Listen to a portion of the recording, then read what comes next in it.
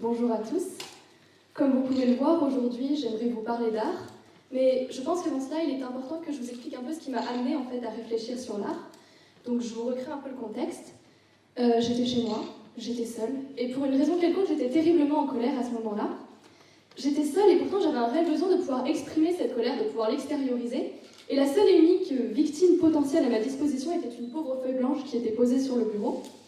Je décidai donc de m'en saisir et j'ai exprimé toute ma rage, toute la colère que je pouvais ressentir à ce moment-là. Donc je vous l'accorde, ce fut un massacre. C'était terrible. Mais cela me fit beaucoup de bien et je pus retourner vaquer à mes occupations, faire autre chose. Mais un peu plus tard dans la journée, je revenais vers le bureau, je revis la feuille et je l'observais un long moment. J'étais pensive et sans savoir pourquoi, un doute petit à petit s'empara de moi. Un doute qui prit de plus en plus d'importance jusqu'à devenir assez insupportable. Sans savoir pourquoi, je me répétais « Et si, juste par la volonté que j'avais eue de pouvoir extérioriser et exprimer à tout prix ma colère, et si j'avais produit de l'art ?» Mais comment en être sûr? Comment le savoir? Car, finalement, qu'est-ce que l'art? Je ne savais absolument pas ce que c'était, et il me fallait une réponse. Une réponse fiable et une réponse solide. Et comme toute personne à la recherche de réponses fiables et solides, je fis appel à mon meilleur ami, Wikipédia. Et Wikipédia m'apprit, mot pour mot, l'art est une activité humaine, le produit de cette activité ou l'idée que l'on s'en fait, s'adressant délibérément aux sens, aux émotions, aux intuitions et à l'intellect. Je vous avoue qu'après une telle réponse, Wikipédia n'était plus beaucoup mon ami, et que j'ai décidé d'aller chercher ma réponse ailleurs. Je décidai donc d'aller rencontrer des personnes qui, avant moi, s'étaient elles aussi intéressées à l'art, intéressées à sa définition. Je remontai donc les siècles, et je rencontrai Platon. Et Platon m'apprit que l'art nous éloignait du beau. Alors j'étais parfaitement d'accord avec lui. L'art nous éloigne du beau, mais cependant, le beau est un concept qui est un peu trop subjectif à mon goût. Par exemple, pour Platon, le beau est la vérité, et l'art nous éloigne du beau car l'art n'est qu'une représentation faussée du monde qui nous entoure. Je cherchais donc une autre définition qui me conviendrait mieux. J'avançais dans le temps, et je rencontrai Kant. Et Kant me dit « L'art est l'œuvre originale et innée du génie, guidé par la nature ». Je vous avoue que j'étais extrêmement flattée par cette définition, mais encore une fois, le terme de génie me gênait car il signifiait que seule une minorité de personnes pouvaient être considérées comme de vrais artistes. Non, je n'étais toujours pas d'accord, il me fallait encore autre chose. J'avançais encore un peu dans le temps, et je rencontrais cette fois-ci Nietzsche, qui, avec son optimisme habituel, m'a appris que la vie était parfaitement dénuée de sens. Merci Nietzsche, ça fait toujours plaisir, voilà, et que l'homme essayait désespérément de donner du sens à la vie par la parole, par les idées et par l'art. Cependant, mon œuvre, je pense que vous en conviendrez, n'avait pas vraiment de sens, ou alors elle en avait un certainement pour moi et pour vous, qui connaissez un peu le contexte de sa création, et un grand nombre d'œuvres d'art, malgré ce que pourraient penser certains spécialistes, n'ont pas vraiment de sens. Il y en a, il faut arrêter de chercher, s'il vous plaît, elles n'ont pas de sens, d'accord? Ou alors, si elles devaient en avoir un, il serait certainement différent pour chaque personne qui ferait face à cette œuvre d'art. Donc, encore une fois, la définition ne me convenait pas. Cette fois-ci, il fallait que je rencontre encore quelqu'un, que j'ai une nouvelle définition, mais plutôt que de m'adresser à des philosophes qui allaient réfléchir sur l'art à distance, pourquoi ne pas rencontrer quelqu'un qui pratiquait l'art quotidiennement? Je rencontrai donc un peintre, le peintre Gauguin, qui me dit mot pour mot, l'art est une abstraction, c'est le moyen de monter vers Dieu en faisant comme notre divin maître créé. Alors j'étais plutôt d'accord sur le fait que l'art était une abstraction, cependant, lorsque je l'avais produit, je n'avais absolument pas envie de monter vers Dieu, j'étais très bien où j'étais, et je me dis de plus que nous avions quand même beaucoup de chance que Dieu soit un meilleur créateur que moi, car disons que sinon, nous aurions été assez peu fonctionnels, on va dire ça comme ça.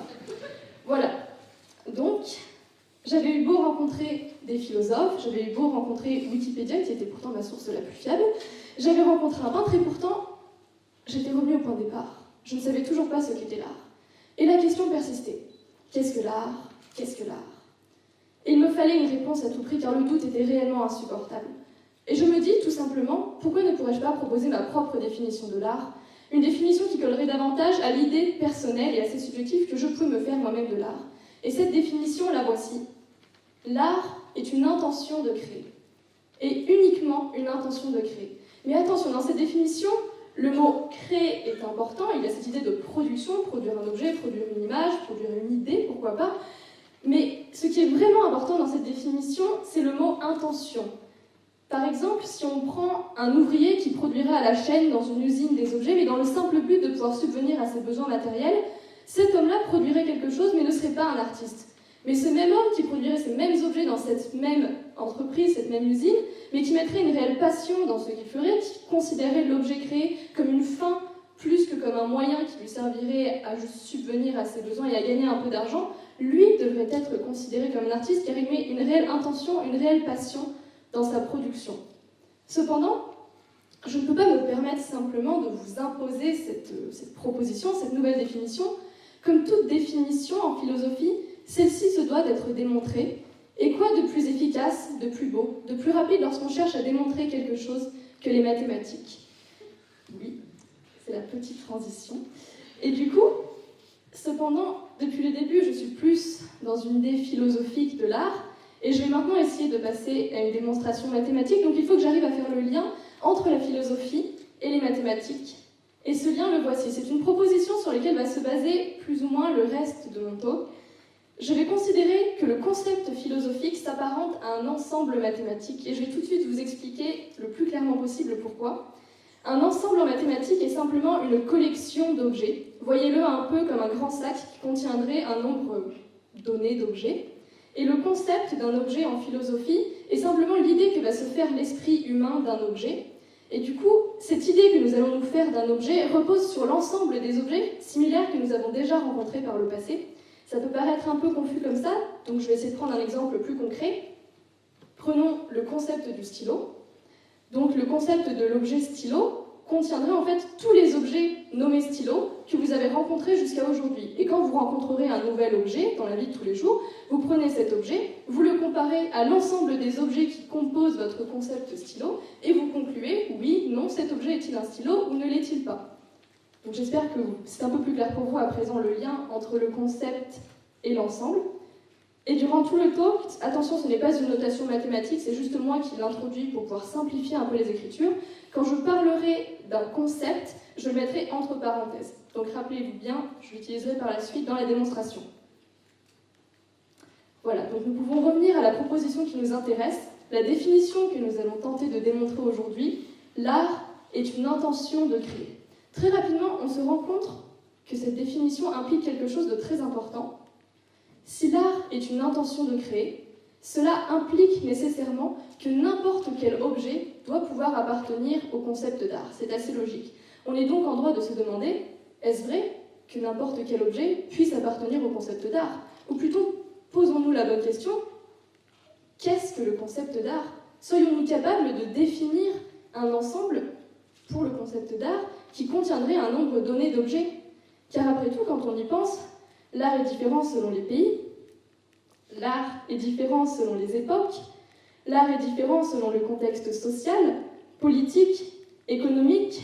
En vérité, l'art était différent, l'art est différent, l'art sera différent, et par conséquent, on aura beau essayer, il sera complètement impossible de définir et de délimiter ce qu'est le concept d'art. Si on doit l'expliquer simplement, tentons de délimiter le concept d'art au jour zéro.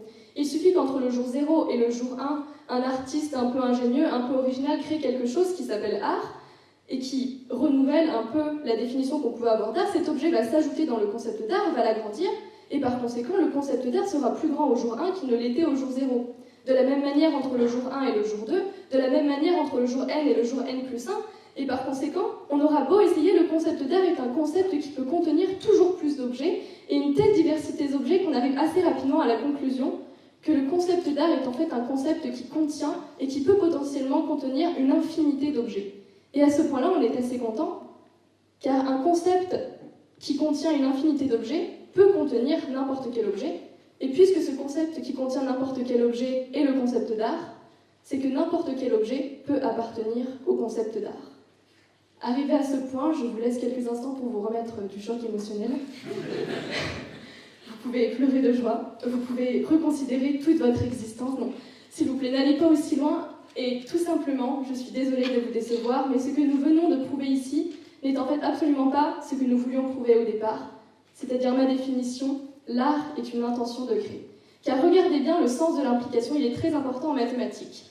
Si l'art est une intention de créer, cela implique nécessairement que n'importe quel objet doit pouvoir appartenir à de l'art. Mais avec ce sens d'implication, il n'est absolument pas suffisant que n'importe quel objet puisse appartenir à de l'art pour que l'art soit une intention de créer. Autrement dit, nous venons de prouver quelque chose qui n'était pas assez précis. Nous venons de prouver que n'importe quel objet peut appartenir à de l'art, mais ce que je voulais prouver au départ est que n'importe quel objet produit avec une intention de créer puisse appartenir à de l'art. Donc arrivé à ce stade-là, nous avons démontré quelque chose de très intéressant, n'importe quel objet peut appartenir à de l'art, mais cependant nous n'avons toujours pas réussi à prouver ma définition, l'art est une intention de créer. Mais après tout, il faut que je vous avoue quelque chose. Depuis le début, je vous ai menti. Je suis désolée. Mon but n'était pas vraiment d'imposer tyranniquement, de démontrer tyranniquement par la force des mathématiques cette définition, l'art est une intention de créer. Mon but était plutôt de pouvoir vous la proposer, d'avoir un public qui serait prêt à l'écouter, qui serait prêt à en discuter avec moi. Car en vérité, en philosophie, le but n'est jamais de trouver une réponse unique à une question donnée. Le but est tout simplement de prendre un concept, d'en discuter, de le faire évoluer, et par conséquent, peu importe si nous avons réussi à obtenir un résultat unique à la fin, le concept a évolué. Nous avons participé aujourd'hui à faire évoluer la définition de l'art, et c'est déjà beaucoup. Voyez-vous, aujourd'hui, à notre échelle, nous avons été un petit peu philosophes, par conséquent. Aujourd'hui, à notre échelle, nous avons été un petit peu mathématiciens, à notre petit niveau. Aujourd'hui, nous avons tous ensemble eu la volonté de pouvoir créer ce moment d'échange, et par conséquent, aujourd'hui, à notre échelle, nous avons été un peu des artistes. Merci beaucoup.